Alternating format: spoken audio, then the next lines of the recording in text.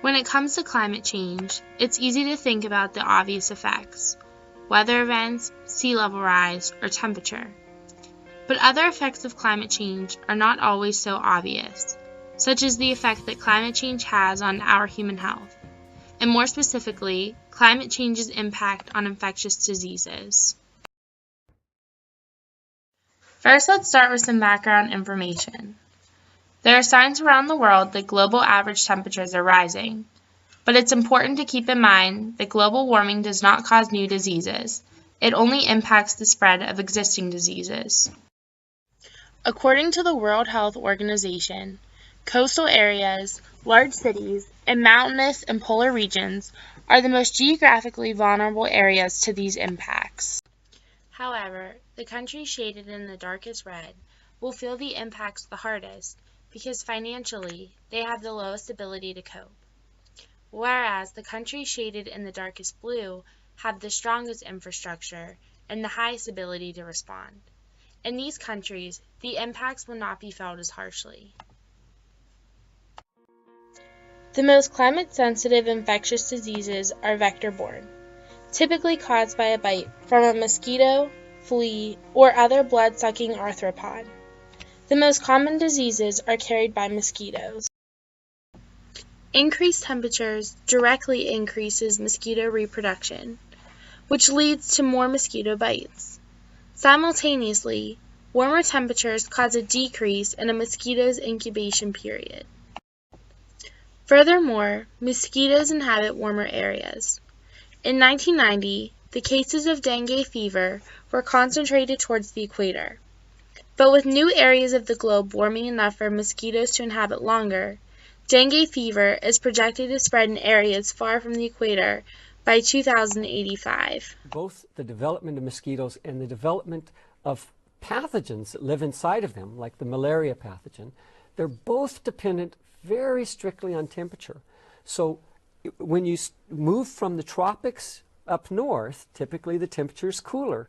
But as the temperature in the north warms, especially in the winter, it allows these mosquitoes and their vectors to begin moving northward.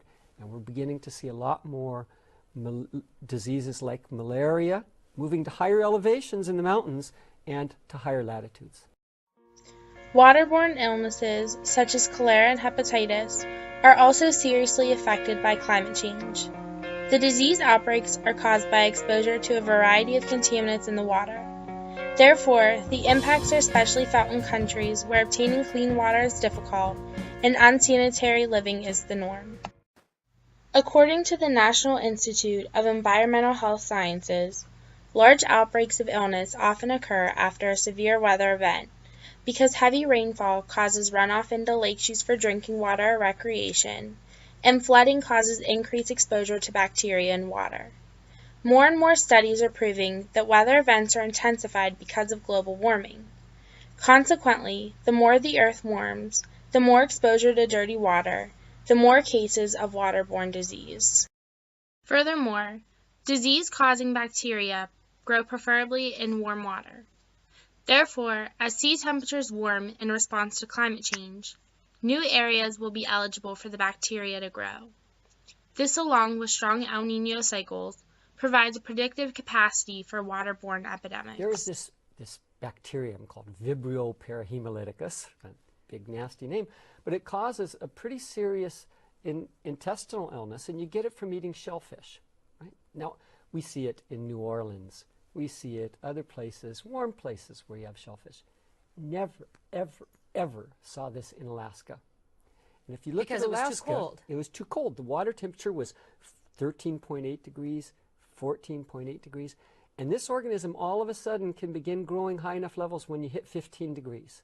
So when you looked at the water temperature in Alaska, and as it increases, when it went from around 14 degrees to just over 15 degrees, all of a sudden an outbreak of Vibrio parahemolyticus, and since then, in the warmer waters, it's a major problem in Alaska. Last year, the U.S. Center for Disease Control and Prevention reported a record number of cases of West Nile virus. Researchers say America will progressively feel the effect global warming has on infectious diseases as global temperatures rise. But when you mess with nature, the consequences are hard to accurately predict. But as long as the Earth continues to warm, these infectious diseases will continue to spread.